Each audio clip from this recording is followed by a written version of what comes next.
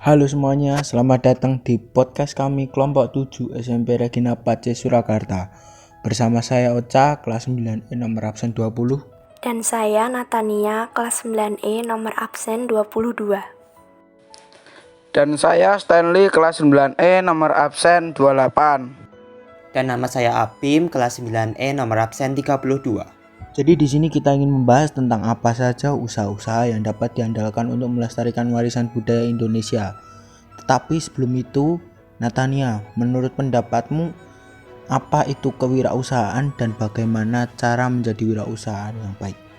Oke, jadi menurut aku, kewirausahaan adalah kemampuan kreatif dan inovatif yang dijadikan dasar, kiat dan sumber daya untuk mencari peluang sukses. Dan untuk menjadi seorang wirausaha yang baik, kita harus memiliki jiwa entrepreneur, yang berarti kita harus memiliki sifat mandiri, kreatif, inovatif, bertanggung jawab, disiplin, dan tidak mudah menyerah. Oh, jadi begitu. Dan kalau dipikir-pikir, itu semua memang perlu untuk menjadi seorang wirausahawan yang baik, mulai dari memiliki sikap mandiri. Kalau tidak mandiri, ya bagaimana usahanya dapat sukses, lalu kreativitas dan inovatif. Kalau tidak ada kreativitas, bagaimana membuat sebuah usaha, ya kan?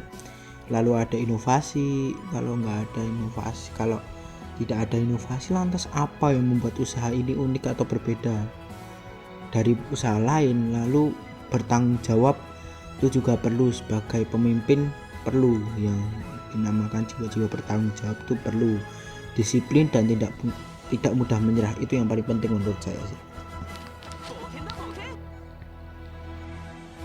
Ya, betul sekali. Itu semua sangat diperlukan dalam proses untuk menjadi seorang wirausahawan yang baik. Jika tadi kita bertanya tentang cara menjadi wirausaha yang baik pada Natania, kini kita akan mulai memasuki nih tentang usaha apa saja yang dapat diandalkan untuk melestarikan budaya di Indonesia. Tetapi sebelum itu, saya ingin mendengar pendapat dari Stanley nih tentang keanekaragaman budaya di Indonesia yang sangat beragam, dari mulai bahasanya, adat istiadatnya, ya, dan lain sebagainya yang sangat beragam. Ini bagaimana sih pendapat Anda tentang keberagaman di Indonesia ini bagaimana? Menurut saya, keanekaragaman budaya di Indonesia tidak hanya sebagai kekayaan saja, tidak hanya sebagai pemersatu bangsa, tidak hanya sebagai identitas bangsa saja, tetapi juga sebagai filter atau penyaring modernisasi di dunia saat ini.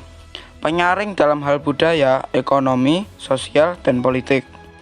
Sebagai contoh dalam hal adat istiadat, di era modern ini sudah tidak ada kesenjangan antara pria dan wanita, tua dan muda.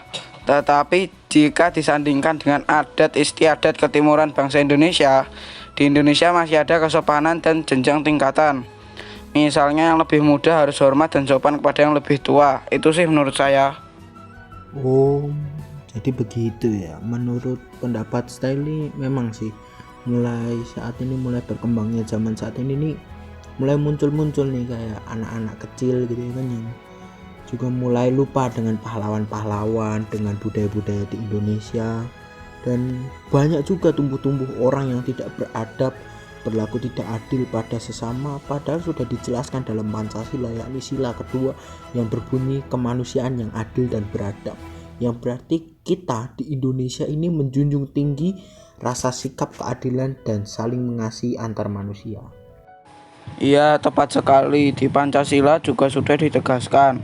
Tapi memang di era modern ini banyak orang-orang yang mulai lupa akan budaya-budaya di Indonesia. Dan juga mulai bermunculan orang-orang yang tidak memiliki peri kemanusiaan. Dan karena ini, tugas kita sebagai anak-anak muda di Indonesia adalah menjaga budaya-budaya di Indonesia ini agar tetap terjaga kelestariannya. Dan harapan masa depan bangsa ini pun terletak di tangan kita saat ini. Bagaimana ke depannya bangsa ini melangkah ke depannya. Dan harapan terbesar dari saya adalah kami para generasi muda bisa memperkenalkan budaya Indonesia ke dunia luar, sehingga budaya kita tidak mati tertelan oleh zaman. Benar sekali, kita sebagai anak muda memang sangat berperan penting dalam melestarikan budaya-budaya di Indonesia.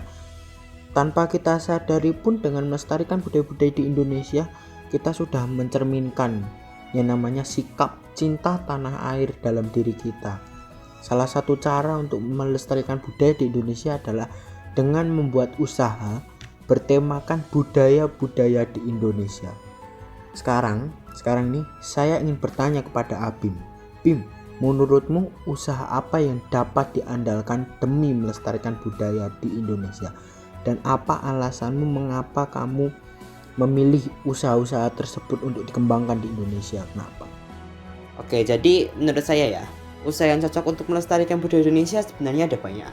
Kita dapat ambil contoh, kita dapat membuat produk kaos dengan motif batik ataupun penari Bali. Dan tak hanya barang saja, makanan juga bisa kok. Contohnya, gudeg dan rendang. Kita dapat mengambil kedua makanan tersebut lalu dijadikan makanan kaleng. Alasan saya memilih produk tersebut ya karena pertama, untuk meningkatkan rasa cinta tanah air kita terhadap bangsa. Dan kedua, usaha tersebut terbilang mudah untuk dikembangkan. Apalagi mengingat zaman sekarang, anak-anak muda yang suka bergaya dengan style. Dan kaos termasuk hal yang digemari anak muda zaman sekarang. Mengingat banyak anak bangsa yang juga menyukai local pride ataupun produk lokal, tentu juga akan mempermudah kita untuk mengembangkan usaha kita. Dan alasan saya memilih gudeg dan rendang, karena kedua makanan tersebut terbilang awet, sehingga tahan lama untuk diekspor ke luar negeri. Dan dengan begitu, makanan kita akan mudah dikenal oleh mancanegara. Oh, jadi begitu ya. Memang sih kita sebagai anak muda harus pandai untuk melestarikan budaya-budaya di Indonesia, sehingga budaya-budaya di Indonesia ini nanti tidak mati termakan oleh zaman atau era-era modern nanti. So, jadi teman-teman, sekian podcast dari kami hari ini. Semoga bermanfaat buat kalian semua, dan jangan lupa untuk like, comment, and subscribe channel ini. Tuhan Yesus memberkati. Amin.